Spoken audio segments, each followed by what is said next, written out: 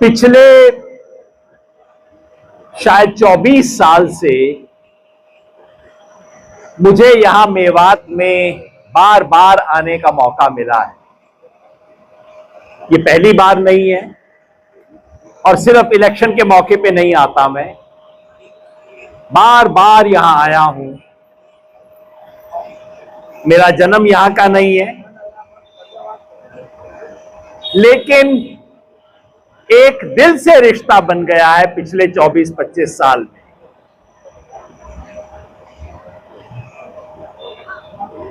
और इस इलाके से भी जो मोहब्बत मिली है वो मेरी जिंदगी की जो अजीम कामयाबियां हैं उनमें से मैं एक गिनता हूं। इस इलाके से मुझे जो मोहब्बत मिली, जहां इंसान का जन्म होता है वहां से तो प्यार मिल ही जाता है। जिस समाज में, जिस जाति में, जिस समुदाय में पैदाइश होती है वो अच्छे बुरे वक्त पे थोड़ा थपथपी दे ही देता है, लेकिन जहां इंसान का जन्म ना हो,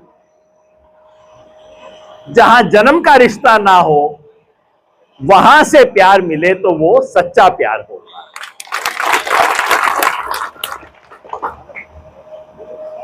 और ये जो मोहब्बत मुझे हुई है इस इलाके से, उसकी वजह ये है कि मुझे लगता है कि अगर इस मुल्क में आपको एक इलाका चुनना हो देशभक्ति के लिए, तो मैं कहूंगा ये वो सरजमी है जिसने मुगलों के खिलाफ लड़ाई लड़ी, जिसने अंग्रेजों के खिलाफ लड़ाई लड़ी। दोनों के खिलाफ लड़ने वाले आपको नहीं मिलेंगे। मुगलों के खिलाफ लड़ी, अंग्रेजों के खिलाफ लड़ी, और जिससे आज लोग देशभक्ति का सर्टिफिकेट मांग रहे हैं। अरे भाई, 600 साल से देशभक्ति का सर्टिफिकेट यहां से आया है। और मुझे अफसोस होता है कि यह इलाका, ये कौम, ये समुदाय, ये सब लोग मेवात के आजाद हिंदुस्तान में अगर विकास कहीं आना चाहिए था तो सबसे पहले यहां आना चाहिए था। क्योंकि मुगलों ने सजा दी आपको हिम्मत दिखाने के लिए, अंग्रेजों ने सजा दी इस इलाके को। आजाद हिंदुस्तान की सरकार का पहला फर्ज यह बनता था कि अंग्रेजों ने आपको सजा दी, वो जमाने चले गए, अब हिंदुस्तान का राज आया है, हमारा अपना राज आया है। और जो कुछ आपके साथ अंग्रेजों ने किया उसकी भरपाई सबसे पहले हम करेंगे। लेकिन अफसोस पिछले 70 साल से ये नहीं हुआ। सच्चाई की बात है, और मैं बात को बहुत घुमा फिरा के नहीं कहता हूं। तमाम पार्टियां सत्ता में आई, मैं किसी एक का नाम नहीं लेता, किसी एक को दोष नहीं देता, लेकिन 70 साल में इस इलाके को जो मिलना चाहिए था वो नहीं मिला। नाइंसाफी हुई है। और मेरे मन में एक हसरत है,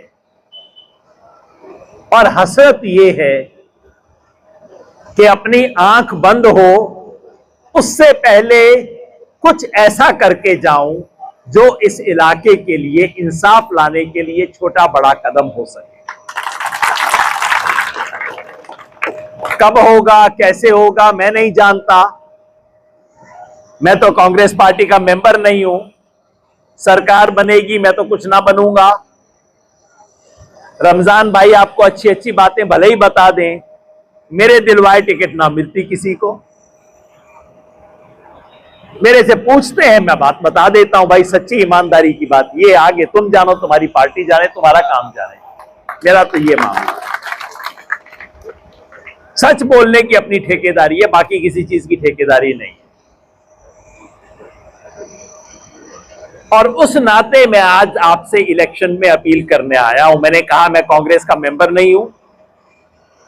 सच बात यह है कि सड़क पे आके कांग्रेस की मुखालिफत एक बार नहीं की, 10 बार की है। जब जब कांग्रेस की सरकारों ने कभी कोई गलत काम किया, हमने सड़क पे उठ आके कहा है कि तुम गलत काम कर रहे हो, तुम्हारे खिलाफ खड़े होंगे।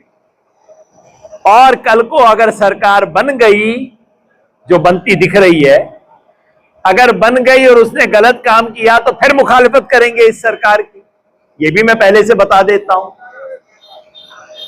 लेकिन आज आपसे कांग्रेस के लिए वोट मांगने के लिए मैं आया। वो क्यों? सड़क पे मुखालिफत की है, आगे भी कर सकते हैं, तो वोट क्यों मांग रहा हूं? क्योंकि आज इस देश में जो राज है, जो सरकार है, वो 3 शब्दों में समझ सकते हो आप। ये झूठ का राज है, ये लूट का राज है, ये फूट का राज है। झूठ का, लूट का और फूट का। बीजेपी के प्रवक्ता दिन रात झूठ बोलते हैं। किसी ने मुझसे कहा ये टीवी पे इनका ये प्रवक्ता बड़ा झूठ बोलता है। मैंने कहा भाई इस बेचारे को क्यों दोष देते हो, इनका प्रधानमंत्री झूठ बोलता है। इस देश ने अच्छे प्रधानमंत्री देखे, बुरे देखे, ईमानदार देखे, बेईमान भी देखे, कमेरे प्रधानमंत्री भी देखे, निकम्मे भी देखे हैं इस देश ने, लेकिन ऐसा झूठा प्रधानमंत्री इस देश ने कभी नहीं देखा। दिन रात झूठ, कुछ भी बोल देते हैं। झूठ की सरकार है, लूट की सरकार। देखो भाई, ये तो मैं नहीं कहूंगा इससे पहले वाले कोई दूध के धुले थे। भ्रष्टाचार इस देश में था, पहले भी था, लेकिन जिस तरह की लूट इस वक्त इस देश में मची हुई है, वैसी आज तक कभी नहीं थी।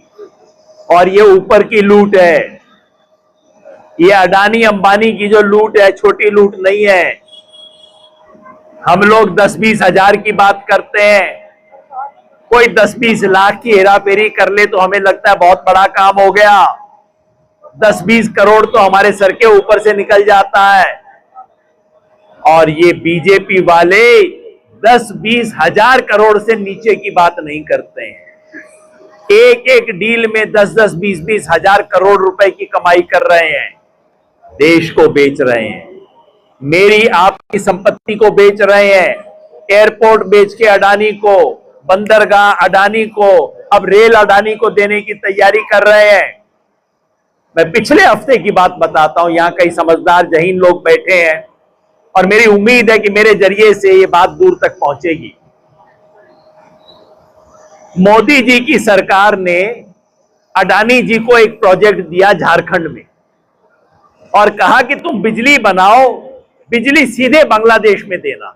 ठीक है भाई, झारखंड में प्लांट लगेगा, बिजली बांग्लादेश में जाएगी। और मोदी जी ने बांग्लादेश के प्राइम मिनिस्टर को फोन कर दिया कि मेरा दोस्त आ रहा है, इसको तुम ठेका दे देना। ठेका मिल गया, लेकिन बांग्लादेश में तख्ता पलट हो गया। आपको पता लगा होगा, बांग्लादेश में तख्ता पलट गया और नई सरकार ने आके कहा कि अडानी को ठेका किसने दिया था, ये तो चोरी है, ये 2 नंबर का काम है, इसकी हम जांच करेंगे। अडानी जी का धंधा बंद। तो फिर क्या हुआ? हिंदुस्तान की सरकार ने जो बिजली का प्लांट इस शर्त पे बनाया था कि वो सारा बिजली सिर्फ विदेश को दिया करेगा, जैसे ही बांग्लादेश की सरकार ने उनका वहां का ठेका बंद किया, यहां की सरकार ने दरवाजे खोल दिए, नहीं तुम यहां पे दे दो। और यहां की सरकारों ने अपने नियम बदल दिए कि नहीं नहीं अडानी जी यहां दिया करेंगे। एक ही झटके में हजारों करोड़ रुपए का खेल हो गया। इस देश में लूट का धंधा है। हरियाणा के एक मुख्यमंत्री हुआ करते थे, बदनाम हो गए थे, इसलिए मैं नाम ना लूंगा उनका। उनके बारे में कहते थे, उनके लड़के जब इधर कहीं से गुजर जाते थे, किसी की कोठी अच्छी लग गई तो कहते थे इसकी चाबी भेज देना मेरे पास। याद है? बच्चों को तो याद नहीं होगा। कोई पुरानी बात है लेकिन याद होगा सब लोगों को। कोई अच्छी बिल्डिंग दिख गई तो कहते थे कोठी की चाबी भिजवा देना। यही काम आज अडानी कर रहा है, वो कोठी का नहीं कर रहा है। अडानी घूम रहे थे, उनको मुंबई का एयरपोर्ट दिख गया, कहते एयरपोर्ट तो बहुत अच्छा है।